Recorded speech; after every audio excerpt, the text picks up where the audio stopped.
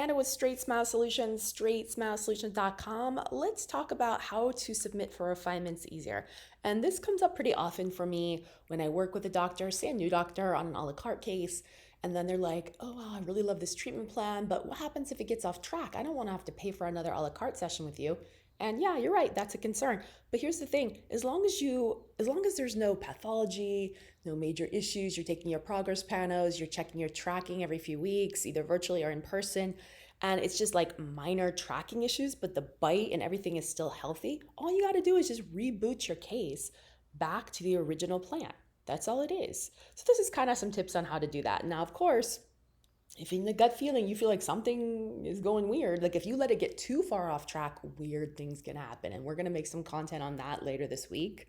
Like it can change the whole plan. You can make things so much worse in the other direction or in a different way than you had before. Like you have more problems than you did when you started. I see this all the time where people are like, oh, they're off track. Well, let me just give them a few more. They don't want to do a refinement now. Dude, you're making your case take longer and making it more complicated by trying to appease the patient. Do not do that. Once it starts getting off track, no, don't give them 10 to 15 aligners. Give them 5. And if it's 100% perfect, then they can have more. You can mail them, they can stop by and pick them up until they prove that they understand the concept of tracking and holding their aligners and backtracking. And if you don't know what any of this stuff is, you need to go into my Invisalign playlist or take some of our courses. But anyways, let's talk about this, how to make it easier.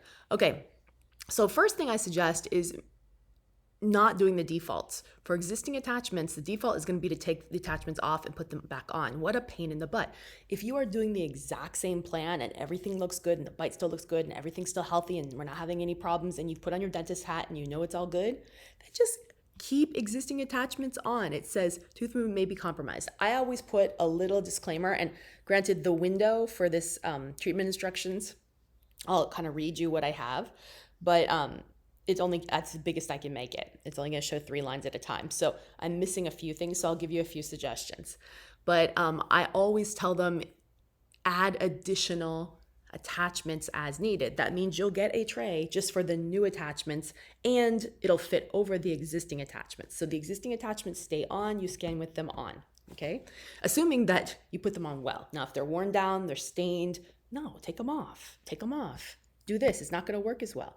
But if they're good, you're feeling all the edges, the edges that are meant to be sharp are sharp, that are meant to be, lipped are lipped, then you're good. You can click this, okay? That's going to save you like hours.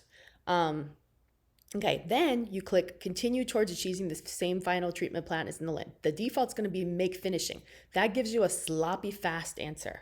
Like it doesn't use all that work you put into making this Clincheck, all these iterations, all these discussions, all these versions, optimizing things.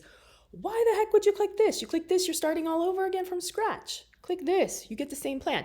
Now, the one thing they may not, you got to still double check. Even though I click this, sometimes I don't quite get the same plan. They start trying to, take attachments off and put power ridges on and adding more IPR when I didn't ask for it. So keep in mind that you have the exact same plan. Now, if you've already done the IPR, you need to make sure to tell them that you did the IPR already.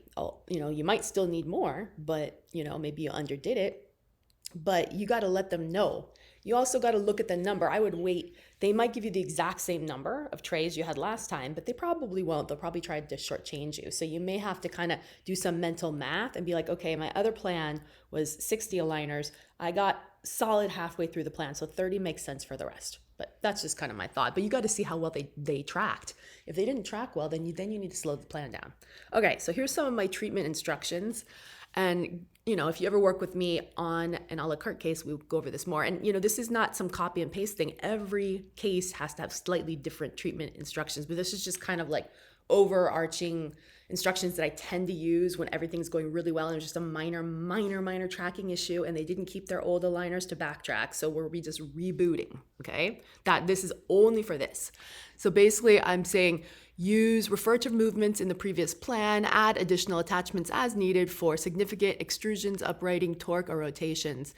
In the end, finish with 3 points of molar contact, 2 points of premolar and light canine guidance. That's kind of my standard thing. Please use bite mark photos to articulate case.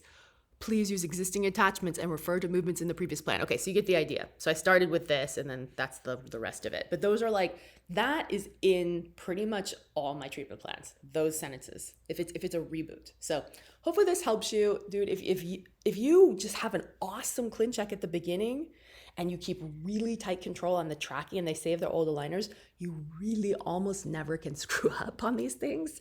I mean, it's not that hard. You just have to have a really good Clincheck and a really good way to keep an eye on them, whether it's in person or virtual care, and you don't give all the aligners. I know orthodontists and these courses are telling you to give all the aligners. That is a massive mistake unless you have all the systems in place. You're going to make your cases so much worse. So, but sure, go ahead and give it to them. More business for me. All right, thanks so much.